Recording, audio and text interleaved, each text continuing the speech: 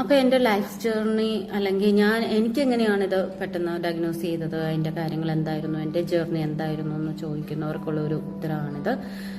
2 yearsആയി ഞാനിത് ഡയഗ്നോസ് ചെയ്തിട്ടും എനിക്ക് സഡൻലി ഞാൻ മുമ്പ് പറഞ്ഞ പോലെ ഒരു അതിഥി പോലെ കടന്നു വന്ന ഒരു കാര്യമാണ്. ഞാൻ ജോലി ചെയ്തുകൊണ്ടിരിക്കുമ്പോൾ തന്നെ ആ സമയത്ത് അവിടെ വെച്ച് തന്നെ എനിക്ക് കാലിന് താഴോട്ടാണ് ഫസ്റ്റ് വീക്ക്നെസ്സും, നട്ടലിന് താഴോട്ട് സെൻസേഷൻ ഇല്ലാതായി.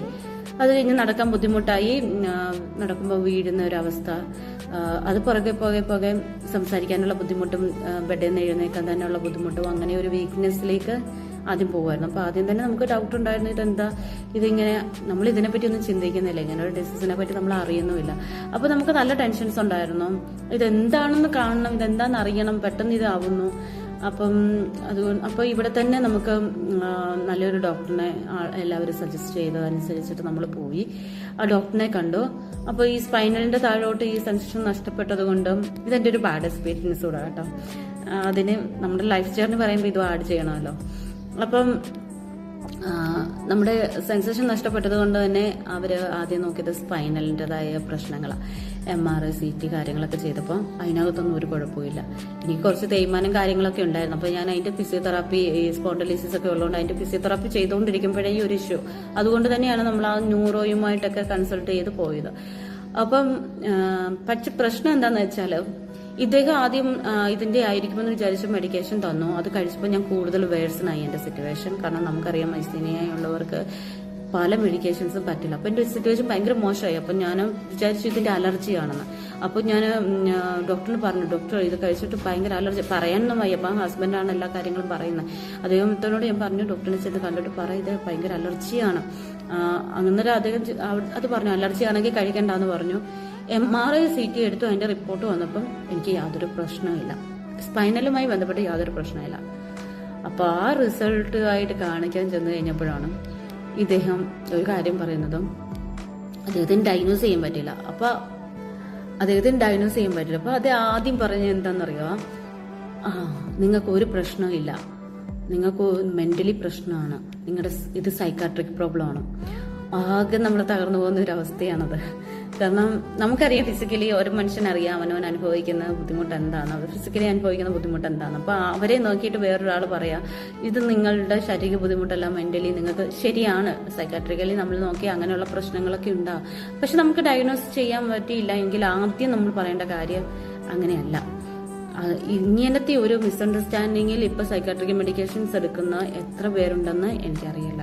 കാരണം അതുകൊണ്ടാണ് ഞാൻ ഈ ഒരു ബാഡ് എക്സ്പീരിയൻസ് തുറന്നു പറയുന്നത്. കാരണം എനിക്ക് ഉറപ്പായിരുന്നു എൻ്റെ ബോഡിയിലുള്ളത് അങ്ങനത്തെ ഒരു പ്രശ്നമല്ല, മെന്റലി ഒരു പ്രശ്നമല്ല എന്നുള്ളത്. കാരണം വളരെ പോസിറ്റീവായിട്ട് പല കാര്യങ്ങളെയും നേരിടുന്ന നമുക്ക് അങ്ങനെ ഒരു ഡിപ്രഷൻസ് അല്ലെ അങ്ങനെ ഒരു പ്രശ്നം വരില്ല എന്ന് തന്നെ നമുക്ക് ഉറപ്പുണ്ടായിരുന്നു.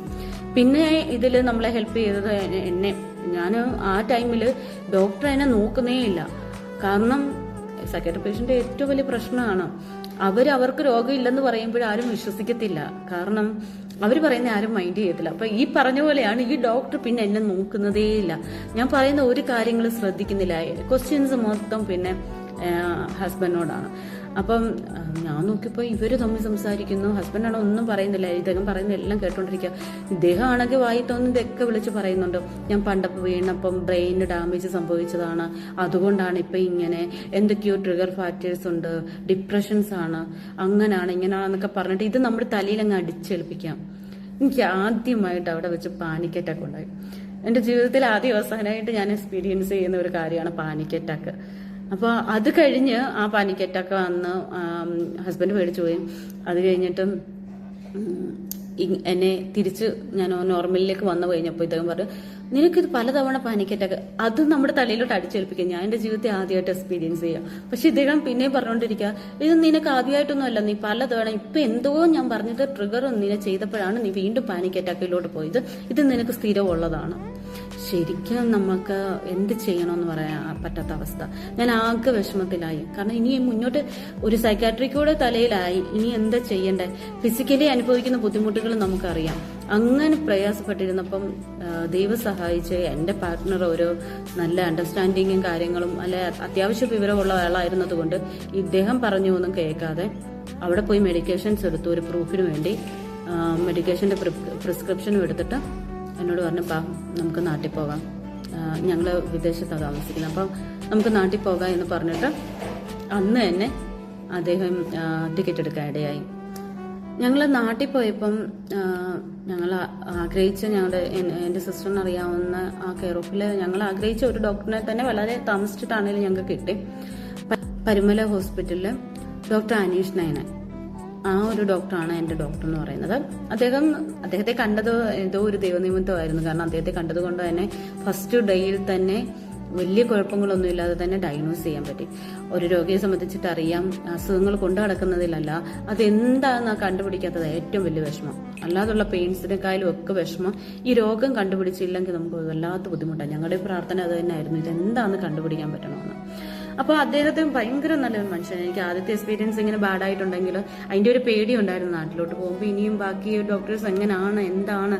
കാരണം ആദ്യമായിട്ടൊരു നല്ലൊരു ബാഡ് എക്സ്പീരിയൻസ് ഉണ്ടായിട്ടിരിക്കുകയാണല്ലോ. അപ്പോൾ അവിടെ ചെല്ലുമ്പോഴും ഇനി എന്താ പറയാൻ പോകുന്നത്, അതിൻ്റെ ഒക്കെ ഒരു ടെൻഷൻസ് ഉള്ളിൻ്റെ ഉള്ളിലുണ്ടായിരുന്നു. പുറമേ ഒന്നും നമുക്കത് കാണാനില്ലായിരുന്നെങ്കിലും ഉള്ളിൻ്റെ ഉള്ളിൽ ചോദ്യമായിട്ടുണ്ടായിരുന്നു. എന്നാലും എന്തോ ഒരു ധൈര്യവും കൂടെ ഉണ്ടായിരുന്നു.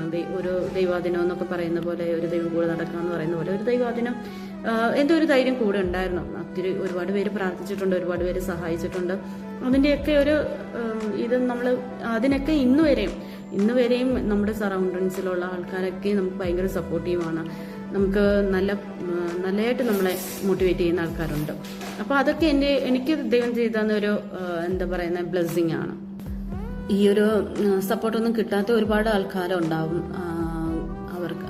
അതൊക്കെ ഉദ്ദേശിച്ചിട്ടാണ് ഞാൻ ഈ കാര്യങ്ങൾ പറയുന്നത്. കാരണം കുറച്ച് കാര്യങ്ങളെങ്കിലും കൂടെ നിൽക്കുന്നവർ മനസ്സിലാക്കിയാൽ അവർക്ക് കുറച്ച് ഈസിയാവും. അപ്പം ഈവൻ മെഡിക്കേഷൻസ് പോലും പ്രോപ്പറായിട്ട് എടുക്കാൻ പറ്റാത്ത അവസ്ഥയിലുള്ളവരുണ്ട്. കാരണം ഈ ഒരു ലോകത്തെ ശരിയായ രീതിയിൽ സപ്പോർട്ട് ചെയ്യാത്തത് കാരണം നമുക്കൊരു ജോബ് തരാൻ ആളില്ല, അല്ലെങ്കിൽ ഒരു ഇൻഷുറൻസ് ഇല്ല, അതുപോലെ പിന്നെ ഗവൺമെന്റ് കറക്റ്റായിട്ട് ഇത് ചെയ്യുന്നില്ല. പലയിടത്തും നമ്മൾ ഒന്ന് സംസാരിച്ച് നോക്കി കാര്യങ്ങൾക്കൊക്കെ. പക്ഷെ അതൊക്കെ ഒരു ഇമ്പോർട്ടന്റ് കാര്യമാണ്. ഒരു ഡിസബിലിറ്റിയിലുള്ള അല്ലെങ്കിൽ സ്റ്റേബിൾ അല്ലാതെ പോകുന്ന ഒരാളിനെ സംബന്ധിച്ചിട്ട് ഇതിനൊക്കെ ഒരു സപ്പോർട്ട് കിട്ടേണ്ട ആവശ്യമാണ്. ഒരുപാട് പേര് പഠിച്ചിട്ടും ഇന്നും ജോലിയില്ലാതൊക്കെ നിൽക്കുന്നുണ്ട്. അപ്പോൾ അങ്ങനത്തെ ഡിഫിക്കൽറ്റിയും കാര്യങ്ങളും ഒക്കെ ഇതിനകത്തുള്ളവർ ബുദ്ധിമുട്ട് അനുഭവിക്കുന്നുണ്ട്, ഭയങ്കരമായിട്ടും അനുഭവിക്കുന്നവരുണ്ട്. ഇതിന്റെ പ്രോപ്പർ മെഡിക്കേഷൻസ്, ഇതിന്റെ ഒരു മെഡിസിൻ പോലും മുടക്കാതെ കഴിക്കേണ്ടത് അത്യാവശ്യമായിരിക്കുമ്പോൾ മെഡിസിൻ പോലും മേടിക്കാൻ പൈസ ഇല്ലാത്ത ആൾക്കാരുണ്ട്. അപ്പം ഞാനിപ്പം ഇരുന്ന് സംസാരിക്കുമ്പോൾ ഞാനൊരു കംഫർട്ടബിൾ ലെവൽ അനുഭവിച്ചിട്ട്, അല്ലെങ്കിൽ എന്താ പറയുന്ന എൻ്റെ ചുറ്റുമുള്ള ആൾക്കാർ എന്നെ തളർത്താത്ത ആൾക്കാരാണ്, എന്നെ സപ്പോർട്ട് ചെയ്യുന്ന ആൾക്കാരാണ്. അറ്റ്ലീസ്റ്റ് അത്യാവശ്യം നല്ല മെഡിക്കേഷൻസ് നമ്മൾ കഴിച്ചുകൊണ്ടിരിക്കുന്ന ആൾക്കാരാണ്. പക്ഷെ ഇതില്ലാത്ത ആൾക്കാരെ പറ്റി ഞാൻ ചിന്തിക്കാറുണ്ട്. അപ്പം അങ്ങനെയുള്ളവർക്ക് ഇപ്പൊ ഈ വീഡിയോ കാണുമ്പോഴെങ്കിലും ആർക്കെങ്കിലും ഒക്കെ എന്തെങ്കിലുമൊക്കെ ചെയ്യാൻ പറ്റുമെങ്കിൽ, മീൻസ് ഒരു യൂണിറ്റി ആയിട്ട് പ്രവർത്തിച്ച് ഗവൺമെന്റിന് പല നോട്ടീസുകളും പലരും പ്രമുഖരായ പലരും ഇതിനെതിരെ ഒരു സപ്പോർട്ടിന് വേണ്ടിയുള്ള പേപ്പർ വർക്കുകളും കാര്യങ്ങളും ഒക്കെ ചെയ്തിട്ടുണ്ട്. പക്ഷെ അങ്ങനെ ആർക്കെങ്കിലും ഒക്കെ ചെയ്യാൻ പറ്റുന്നെങ്കിൽ അത് ഭയങ്കര ഗ്രേറ്റ്ഫുൾ ആയിരിക്കും. അത് അങ്ങനെ ചെയ്തെടുക്കാൻ പറ്റിയല്ലോ. കാരണം വിദേശ രാജ്യങ്ങളിലൊക്കെ ഇതിനെ നല്ല രീതിയിൽ സപ്പോർട്ട് ചെയ്യുന്ന ആൾക്കാരുണ്ടോ. ഗവൺമെന്റിന് നമുക്കൊരു കൃത്യമായ ഒരു രീതിയിലുള്ള ഒരു സഹകരണമുണ്ട്. പക്ഷേ നമ്മുടെ നാട്ടിലാണ് അതിന്റെ ഏറ്റവും ബുദ്ധിമുട്ട്. ഇങ്ങനെയുള്ള അസുഖത്തെ പറ്റി ആർക്കും അറിയുമില്ല, അതിന് എത്രമാത്രം ഡിഫിക്കൽട്ട് ഉണ്ടെന്നോ അല്ലെങ്കിൽ അതിനെ ആരും ഹെൽപ്പ് ചെയ്യാറുമില്ല. അപ്പം ഞാൻ ഇതിന്റെ ഇടയ്ക്ക് അത് ചിന്തയിൽ വന്നതുകൊണ്ട് പറഞ്ഞതേ ഉള്ളൂ. അപ്പം എന്തായാലും ദൈവം സഹായിച്ച് അദ്ദേഹത്തെ കണ്ടത് കാരണം എൻ്റെ അതേ സിംറ്റംസ് ഉള്ള, എൻ്റെ അതേ ബുദ്ധിമുട്ടുകളുള്ള ഒരു പേഷ്യന്റ് അദ്ദേഹത്തിന് ഉണ്ടായിരുന്നു. അദ്ദേഹത്തിന്റെ ഫസ്റ്റ് അസസ്മെന്റ് കഴിഞ്ഞപ്പോൾ തന്നെ അദ്ദേഹത്തിന് ഉറപ്പായി ഇതായിരിക്കാം അസുഖമെന്ന്. അദ്ദേഹം എന്നോട് പറഞ്ഞു, ഒരൊറ്റ ടെസ്റ്റ് ചെയ്താൽ മതി. ഇതിന് 2 ടെസ്റ്റുകളാണ് മെയിൻ ആയിട്ടുള്ളത്. ഒന്ന് ആന്റിബോഡീസ് ചെക്ക് ചെയ്യുക, ബ്ലഡ് ചെക്കപ്പ്. 2 പറയാൻ റിപ്പറ്റേറ്റീവ് നെർവ് കണ്ടക്ഷൻ സ്റ്റഡി എന്ന് പറയും.